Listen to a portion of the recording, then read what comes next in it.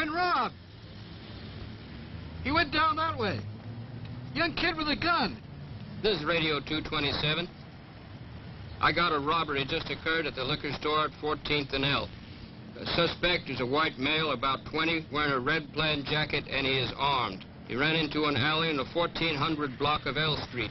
Young I'm puppy in went down pursuit that way. and request assistance.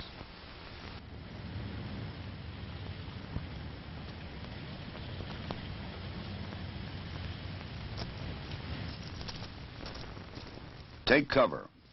A basic rule for survival against hostile fire. This officer advances warily, selecting possible cover as he moves. Now he is in position to return fire or pin down the suspect until help arrives, with minimum exposure to himself. Defensive firearms training, shooting for survival, normally follows basic instruction in single and double action revolver shooting. It stresses proper use of cover and the firing positions from behind it. One-on-one is a good method of defensive firearms instruction. The coach or instructor can correct stance or grip before the pupil continues.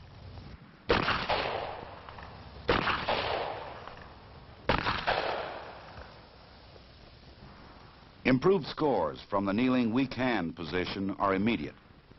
The result of correcting the pupil's bent wrist and forearm are obvious and satisfying. Even good shooters may acquire bad habits when firing from behind barricades. Ready to fire from strong right-hand side, the pupil benefits from another correction. Keeping elbow and knee safely behind cover, thus removing two targets from hostile fire.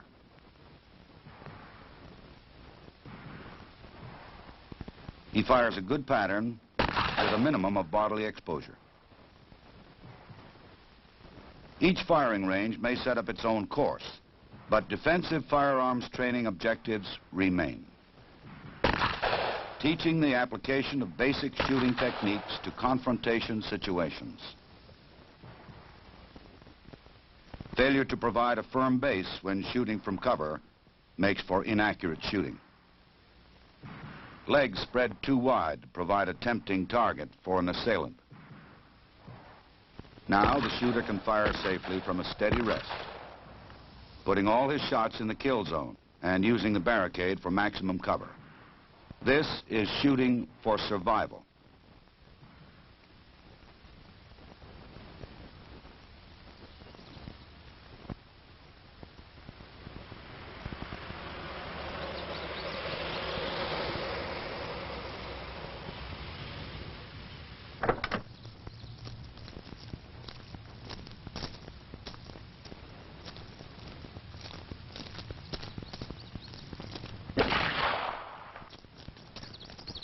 This game warden owes his survival to knowing how ricochet shots may behave. The bouncing bullets that can kill a man even when he believes himself safe under cover, behind this car or this one. In this demonstration, the instructor aims at a clay pigeon well in front of the car. The rifled shotgun slug does not leave the roadway like a rubber ball at the same angle that it hit. It has ricocheted almost parallel to the ground to pierce the target under and behind the car. Safety lies only in putting a solid object like the wheel or engine of the car between you and your assailant. Let's review this surprising effect again. While a rubber ball thrown to the ground would bounce upward at the same angle. A bullet ricochets almost parallel to the hard surface struck.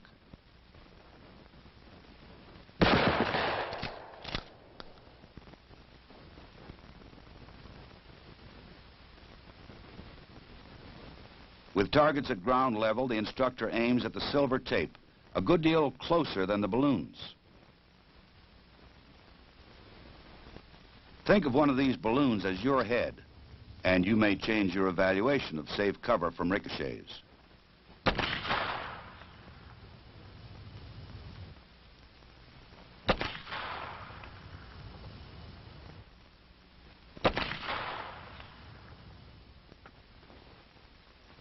same principle maintains when a bullet ricochets from a hard vertical surface.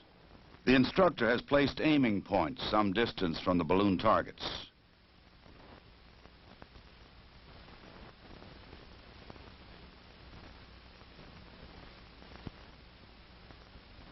Think of yourself taking cover around the corner, exposing yourself only minimally and momentarily. Would you be safe? Your assailant may even aim wide of the corner, as we see here.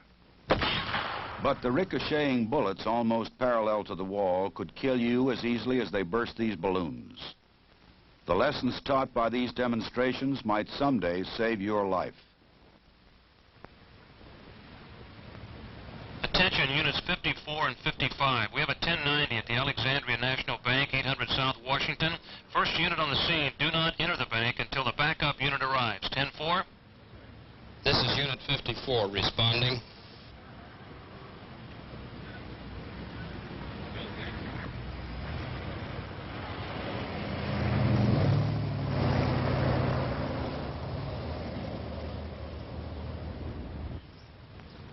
Many police departments now authorize shotguns to be carried in patrol cars. As a safety precaution, they usually have no shell in the chamber. Officers not yet fully trained in shotgun handling may forget to release the action so that they may charge the weapon. Sometimes this fumbling causes only a momentary delay, but in an unexpected confrontation, these seconds could be vital.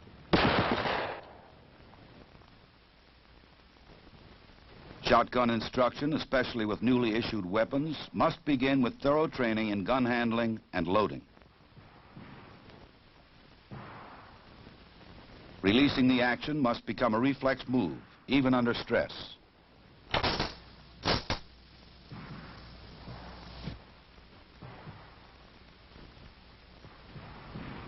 Firing ranges and courses for shotgun training may vary. All, however, would qualify the shooter in two basic positions. Offhand aimed fire is best suited to longer ranges.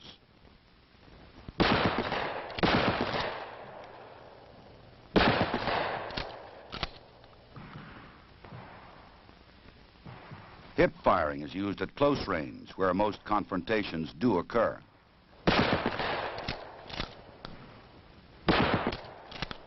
The shooter must know the shot pattern of his weapon to be aware of the safety limits of various shotgun loads.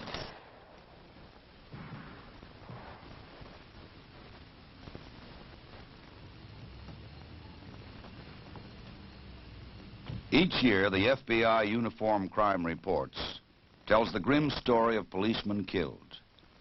Some die from a rifleman's bullet fired from ambush.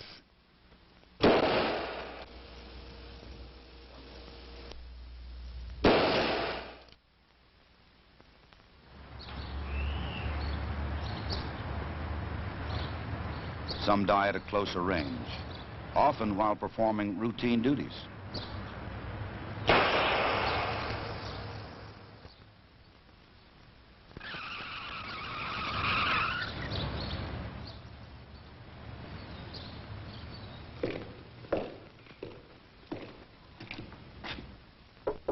The largest number are killed by handguns at extremely close range, often before they can draw their own weapon.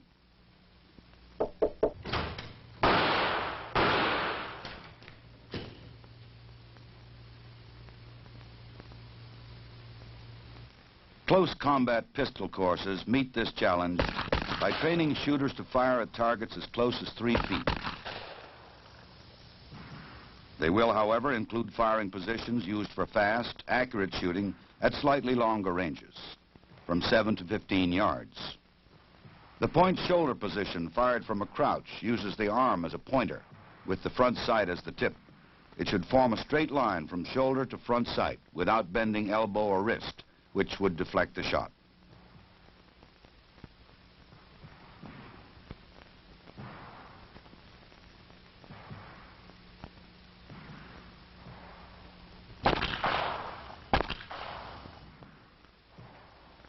At somewhat closer ranges, the shooter may take the natural point.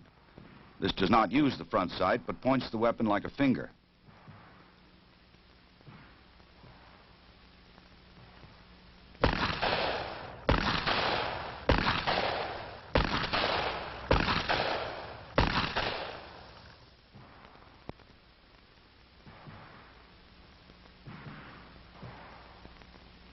Also fired from a crouch is the hip position. Here, too, the weapon should be pointed at the target like your finger, but the bent arm at hip level makes this position more suitable to shorter ranges, where aim is not as much of a factor as speed. It is, however, on extremely short-range training that the close combat pistol range should concentrate. 2 ready gun positions should be taught. The first has the elbow resting on the hip, the weapon extended for fast pivot if necessary. This position could be used to search a room or to cover a partner at very close range.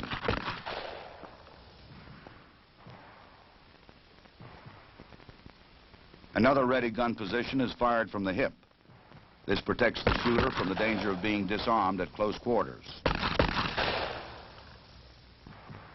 After close combat training, you should fire groups like this. Without it, the records show many instances of clean misses in close combat situations, and all too often you get no second chance. To provide a practical and competitive exercise in close combat, the FBI firing ranges in Quantico, Virginia, have constructed a prototype dueling course. Okay, gentlemen, on the line, start walk.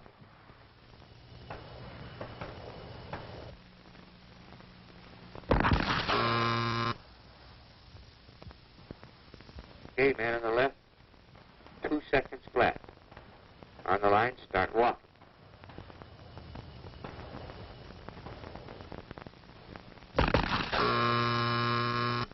Man on the right this time, 1.25. Start walk. The final firing position is 21 feet from the bladed targets. The dueling course is a useful training tool to simulate the fast reactions and proper shooting techniques you will need in a close combat situation. Effective use of cover may someday save your life on the street. Defensive firearms training can make such reaction automatic.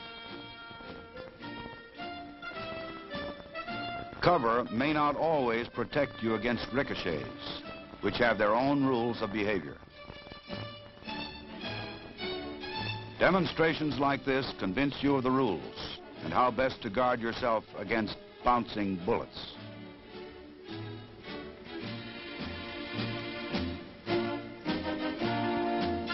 Many law enforcement agencies have authorized the use of shotguns.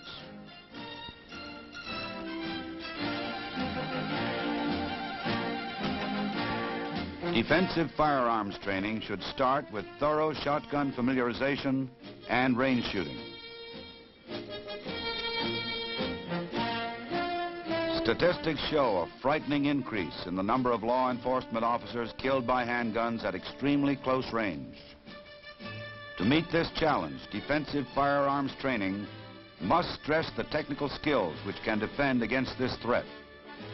Close combat courses which teach shooting for survival.